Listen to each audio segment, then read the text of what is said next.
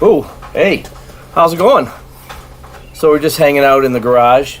I got my son with me. Say hi. Hi. Gotta be more enthusiastic than that. Yeah, so we just picked up the mail and we got a new knife from Amazon. It is the Jella's fixed blade knife. It's the cheapest fixed blade knife on Amazon. Let's go ahead and open the package. Let's see what we got.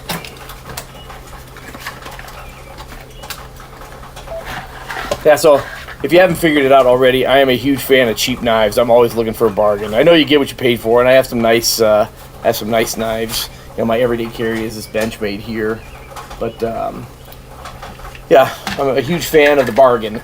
So here, let's see what we got. So it's a nice fixed blade knife, rubber handle.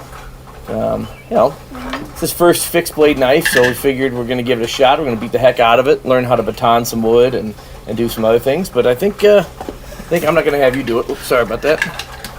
I'm not going to have you do it. We'll see if it's sharp outside the box. No, it is not sharp outside the box. So we're going to put an edge on this thing. So as always, we're going to use the work sharp. I brought this one out today. We're going to go ahead, of course, and do a 20-degree angle on our knife, and we're going to let Jack take a roll. Jella's fixed blade knife. It's made out of 8CR13. It's got a 89 Rockwell hardness, I'm guessing. 89-60 HRC. Soft rubber handle material. It weighs 113 grams. I'm not sure what that is in freedom units. But it's a 9-inch knife. There's some freedom units. And it's got a 16-millimeter thickness. So keep the tool away from children that are under 16 years of age who need to under adult supervision. So I think we need to under adult supervision here. So, and it says the blade is extremely sharp. Please do not touch it directly. That's not the case here. But let's see if we can get a good edge on this thing. Let's see if my buddy here can get a good edge on it. Oops, sorry. I'll set you up so the camera can see you. So we're starting them out with the 320 grit. Yep, we'll go 5, yeah. Make sure you're getting the whole blade. There you go.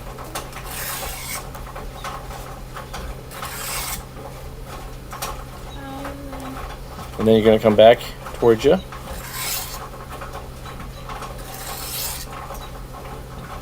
There you go.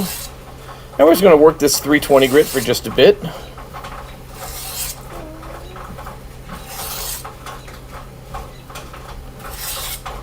And then we'll go 4.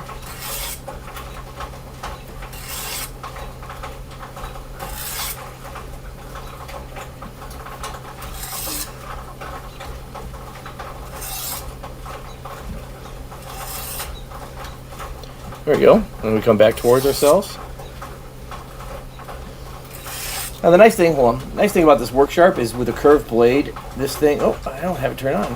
There we go. This should follow the contour of the knife. That way you get pretty good blade engagement throughout the swipe.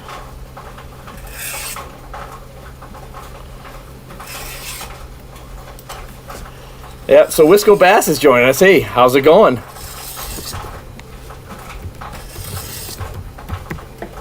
Yeah, so as he sharpens the knife, he's just again working the whole blade there.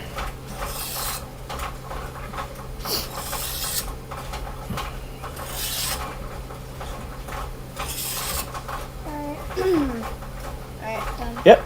So you all done with the 320? So then, yep. Now we'll twist it and we'll expose the 600 grit.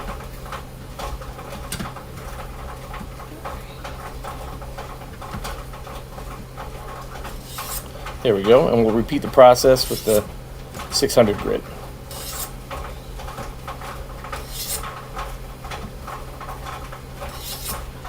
Yeah, so Wisco Bass is up north getting the boats ready. That's awesome to hear.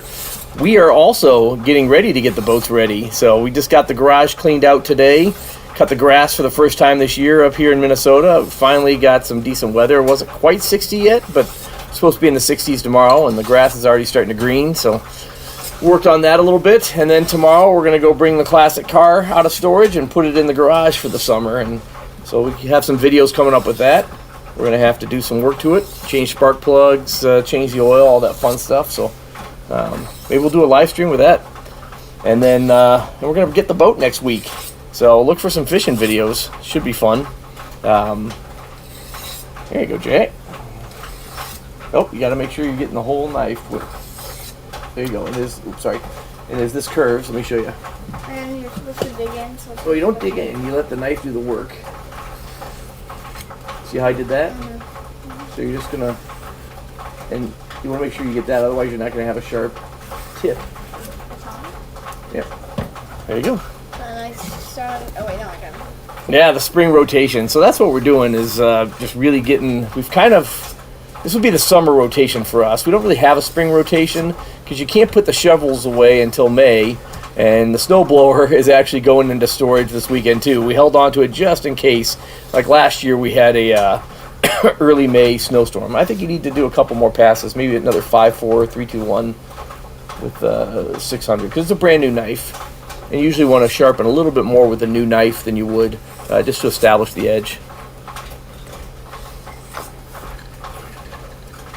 Ooh, that's strong. I'm having a ginger beer tonight, and it is very gingery. It's a non-alcoholic drink, but it is very refreshing. It's the base for a mule. So Wisconsin has the old-fashioned, the brandy old-fashioned, and Minnesota has the mule, or the Moscow mule. So a lot of the places around here you can get in a chilled copper cup, and bars will get you a mule. A mule's just ginger beer and vodka and I think lime. It's a great summer drink. Yeah, good medicine for the summer. So one of those nice refreshing things that we'd like to partake in the summer evenings. And brandy old fashions for us are more of a fall, winter, campfire or fireplace kind of drink. So yeah, we got a couple of fun videos coming up. Of course, we got some Work Sharp Wednesdays. We might give Work Sharp Wednesdays a rest, or just do one Wednesday a month. I'm running out of things to sharpen and ways to sharpen as I learn how to, get the best edge on a knife. And Work Sharp Wednesdays are also pretty expensive. So, because I buy everything you see on the channel with my own money. I'm not sponsored yet. Come on, guys. What are you waiting for? Yeah, so we'll be doing some more Work Sharp Wednesdays, some more stuff to sharpen. We'll be doing some sharpening in the field, showing you some tips and tricks. We're going to build a buck saw for the woods. So I saw a video on that of Peter Sellers. He's a really popular YouTube woodworker. Did one, and we're going to kind of do a bushcraft version of that, so we can make some craftiness things. So that should be fun. We're looking forward to doing that. Ceramic? Yeah, now get the ceramic out, bud. Yep, and I would do even more. So we got that, and then seems like the gold prospecting or gold panning, the pay dirt videos for right now have been the most popular.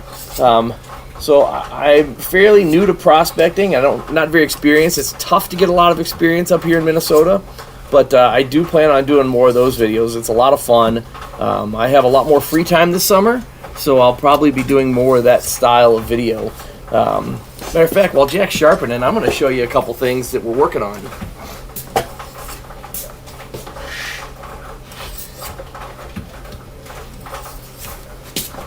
So, one of the things people don't prospect, it's a great way to get outside, even if you're not into the gold. It's just a fantastic way to get out in the creeks and streams. And I love gold prospecting to be more accessible to people, maybe even people that need to touch grass once in a while. So, I have completely 3D printed a full line of prospecting stuff. You guys probably saw these gold pans that I printed in a previous video that I used for some pay dirt. These are surprisingly handy. One of the nice things about 3D printing is just because the filament deposition process leaves ridges. So you have these nice ridges that really hold on to the gold. So I printed way more of these than I need. I love these for organizing my concentrates. I printed a full-size pan, or a smaller version of a full-size pan. This is one of the biggest it would fit on my bed.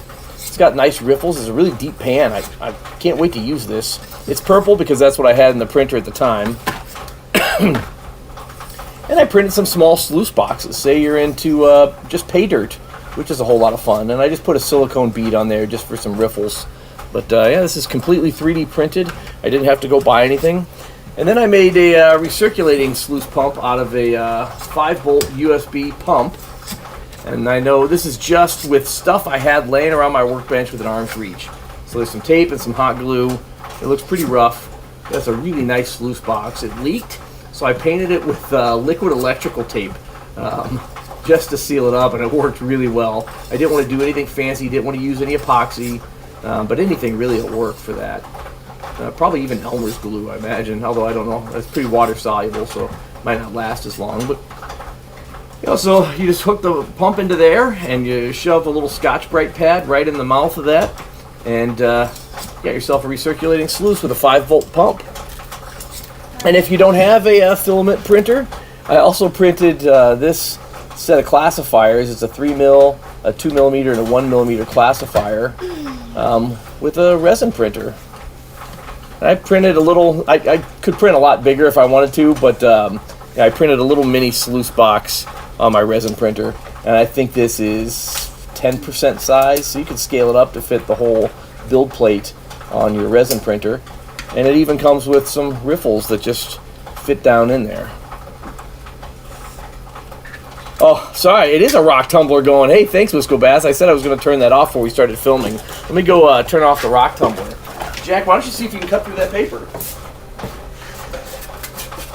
There you go.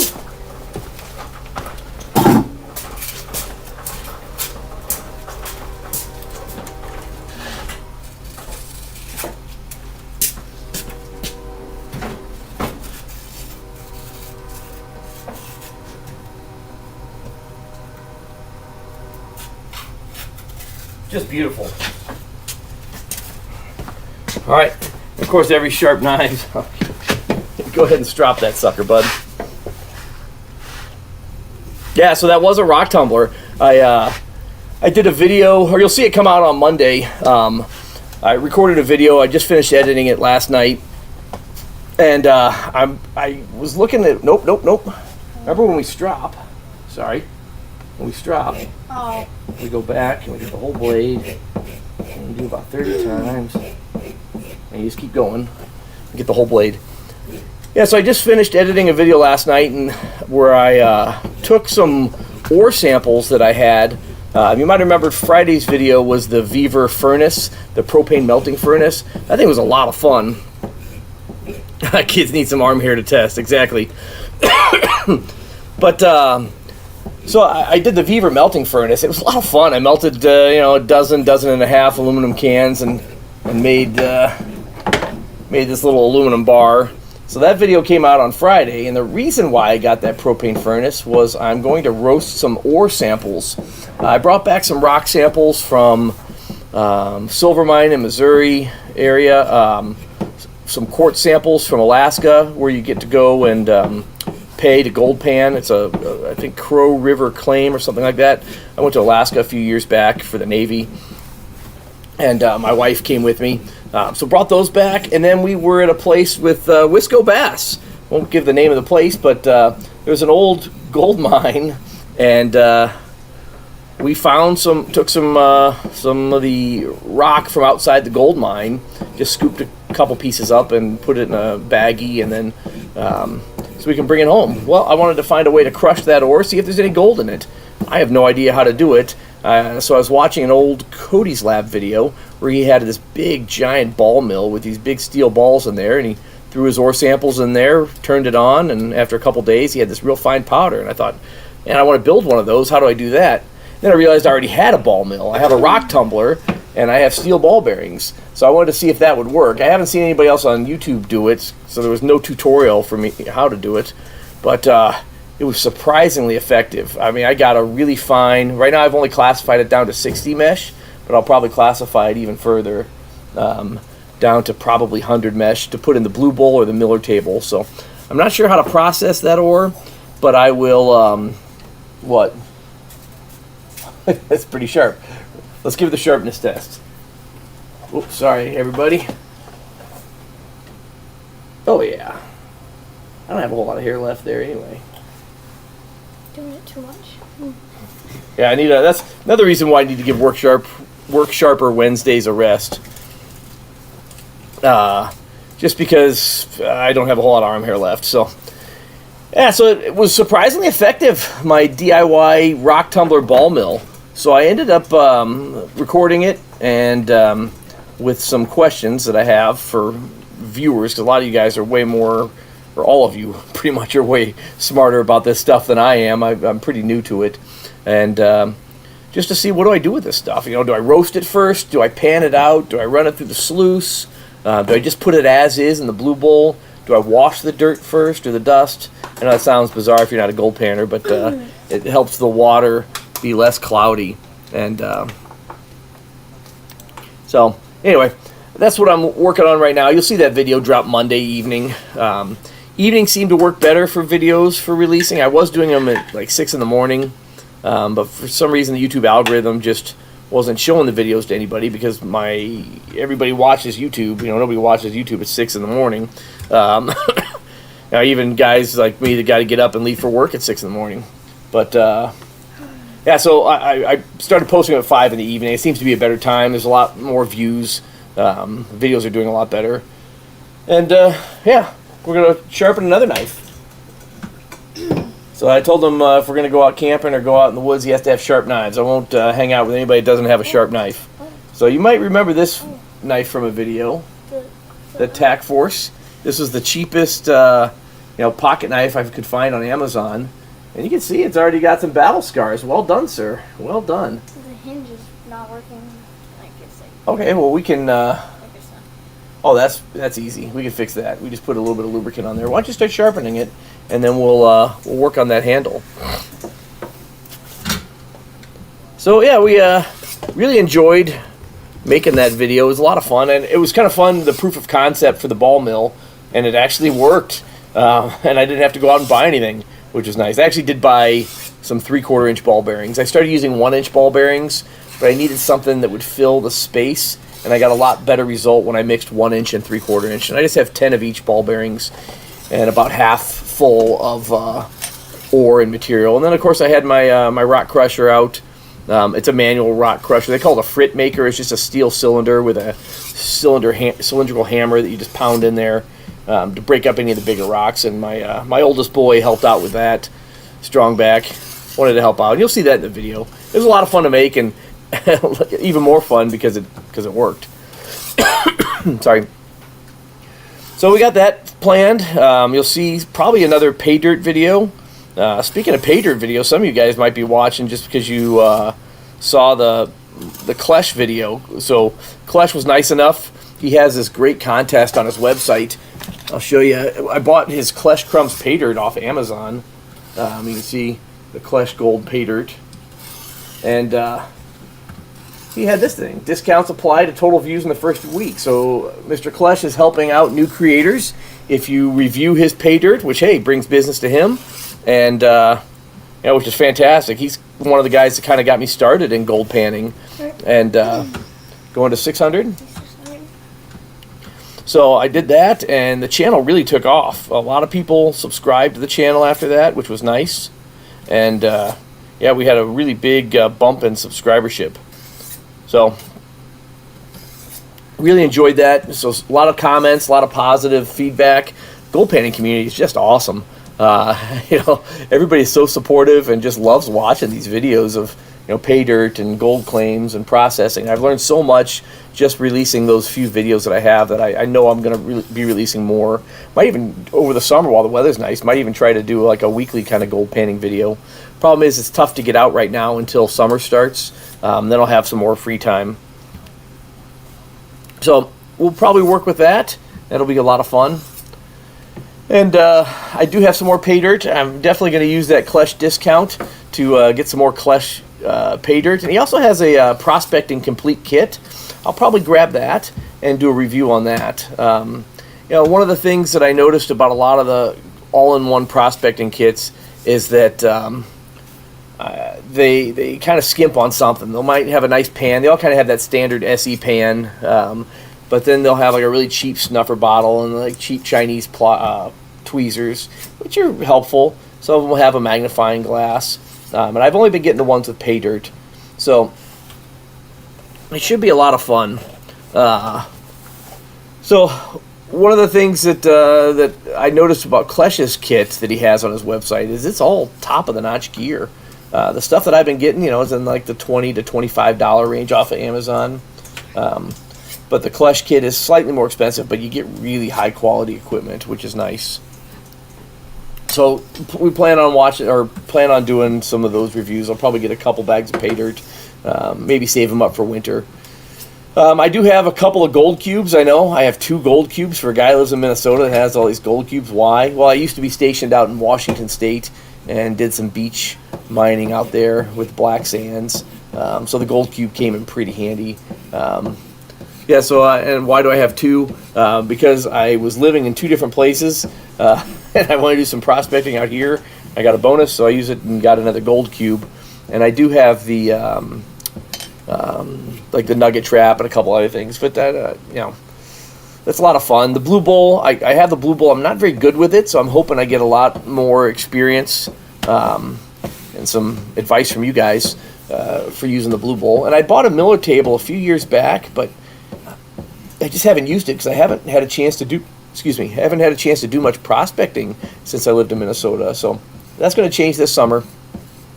I plan on going out quite a bit more, maybe once a week, if not more, in different areas. And I have to do a bunch of traveling through Wisconsin, so I also plan on checking out Wisconsin and seeing the creeks down there. Wisconsin, you can use sluice boxes. Minnesota, one of the reasons why it's so tough to prospect is A, we don't have a whole lot of gold here, and B, we don't have. Ooh, that's very sharp, Jake. Yeah, we got another one. And B, you can't use sluices here in Minnesota. So yeah, that's nothing that is mechanical. In a sluice box, they consider mechanical. So we'll get out the nugget bucket and try that out in a few places. I think that's allowed. I'll have to check first. But going over to Wisconsin, we don't have that problem. We can go to some nice creeks and streams that I know about and check. Less downtime you have in your videos, the more editing to skip the downtime, the more people will like it. You may want to, if you're not doing a video about the gold panning set, you can split. Yeah, that's absolutely true. So what would be a 12-minute video, flip it into 3 4-minute videos? People are more likely to click on a 3 to 4-minute video than a 12-minute video. That's true. I like to sit down and watch. I don't watch TV. We don't have cable, but I do watch the heck out of YouTube. And so I am going to be able to focus on fewer but higher quality videos. I'm really bad at video editing. So one of the things that I'm trying to do is get to, with my release schedule on Monday, Wednesday, Fridays, and then shorts on the other days. I'm really just trying to get to the channel to the point where it can monetize. I have a full-time job, but trying to get to the point where I can monetize the channel. And that way I can use the couple pennies that YouTube gives me for advertising to pay for somebody else to just edit. If I could just dump the footage into a Dropbox and have some kid or somebody edit my videos for me, keeping true to my style and form, that's what I'd love to do. Even if I didn't make a dime or pocket a single penny, I think I would enjoy YouTube a lot more if it weren't for the editing. I enjoy filming the stuff. I really like doing stuff like this where we're just hanging out and live streaming. But the editing part, that's where I struggle. That's definitely a struggle. It takes me a long time to edit even a 5-6 minute video. One of the things I think with longer videos, YouTube places more value, I think, on videos that are 8 to 12 minutes, I think. So that's kind of been my target range. If you notice, I used to put out 20-minute videos, and now they've been a little shorter. I think this video I put out tomorrow is on Monday is 7:30. So I am trying to make the videos more engaging, keep more action in the video, less of me talking, because nobody likes to hear me talk. And that way it's just more doing stuff and less narration. So hopefully you'll like that change.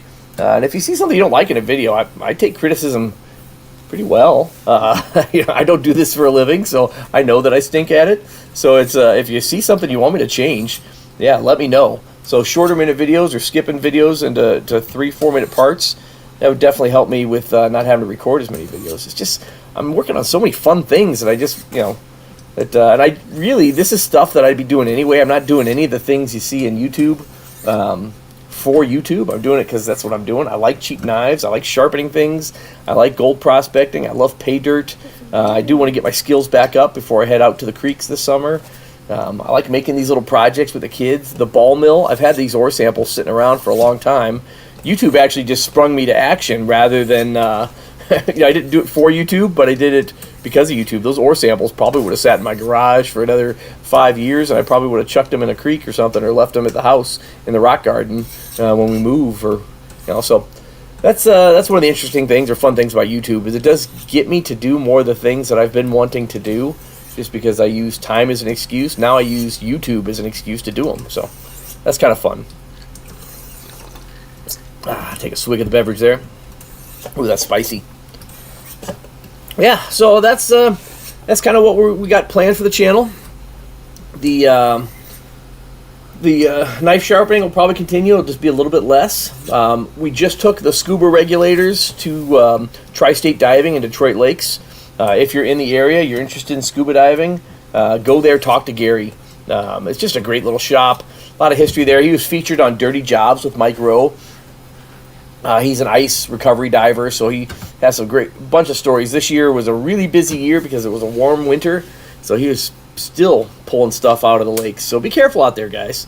So yeah, I recommend heading over to Tri-State Diving. We'll pick up our regulators hopefully in a week or two, and then look for some more scuba diving content. That seemed to be pretty popular going around the lakes here in Minnesota. Just my son and I scuba diving. And this guy's getting scuba certified in July, so or July or August. So he's going to take lessons with my oldest daughter. She's finishing up finals, so if you're watching, good luck. And she's going to do that with the boy here, and they're going to get scuba certified, and then we'll do like family scuba outings. So that'll really expand our capabilities, or my dive buddies. So it'll be nice kind of going out with each of them. It'll get me out in the water even more. So should be fun. You keep hitting the camera, bud. Yeah, see, shorts are your way to grow your channel. The Midwest Humor video is perfect, but you could also do little parts of your bigger videos, such as taking the highlights of one of your recent. Yeah, that's a great suggestion. So the shorts, the shorts are fun. I enjoy making them, and I can make a couple in a night, once or twice a week. And they're just a lot of fun. They're usually just, I guess. So they're just a way, dad humor, just to kind of show off the humor side. It really has nothing to do with my long-form content. So I think people that come here for the shorts, they probably don't watch my long-form content, and the people that come here for the long-form content probably don't watch the shorts or aren't that keen into shorts. So I'll keep doing both, but I do like the idea of taking some of my bigger videos and splicing down into shorts.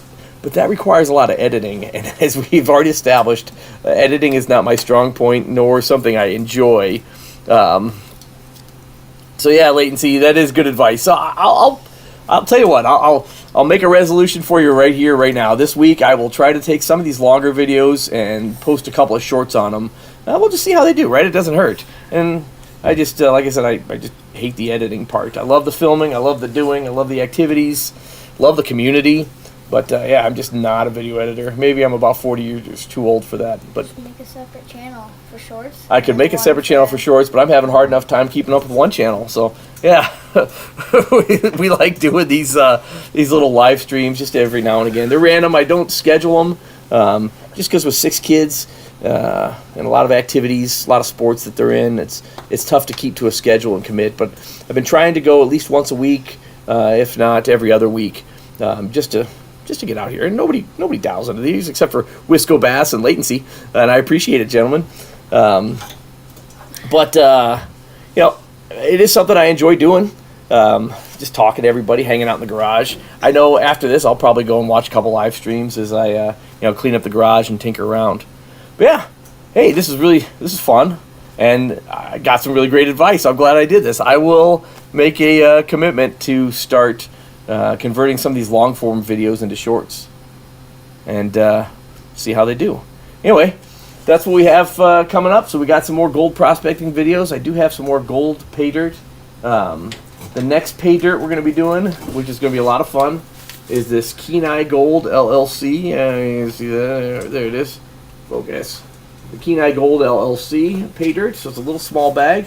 So we're going to prospect with little small equipment, a little mini 3D printed sluice box, some mini 3D printed classifiers, and some 3D printed gold pans, and we'll see how that goes. That'll be a fun video. And then, yeah, watch for the video to drop on Monday where I use my DIY ball mill that worked really, really well, but now I don't know what to do. So if you can watch that, let me know what you think. What should I do with the ball mill crushings? How do I process it from there? Yeah, maybe we'll do some. We talked about doing some casting videos with the Beaver furnace and the ore roasting and stuff like that. So, yeah, a lot of stuff coming up. And in addition to scuba diving videos and car show season's coming up, I go get my my classic car, my Mustang. I get that tomorrow. It's a '67 Mustang, and yeah, we'll be getting that tomorrow. And look for some of those videos. Anyway, thanks for joining us, everybody, and as always, thanks for watching.